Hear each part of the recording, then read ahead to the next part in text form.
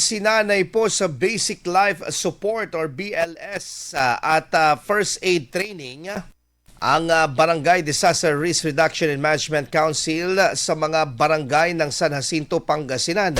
Ito ay matapos na formal na sinimulan ang unang araw ng pagsasanay ng Municipal Disaster Risk Reduction and Management Office kasama ang isang humanitarian organization.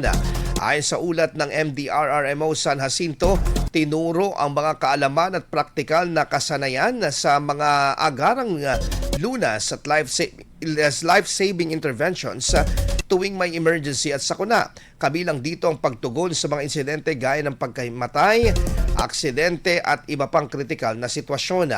Ayon sa MDRRMO, kailangan ito ng mga lokal na responders at partners agencies para sa maayos na emergency response na sa nasabing bayan.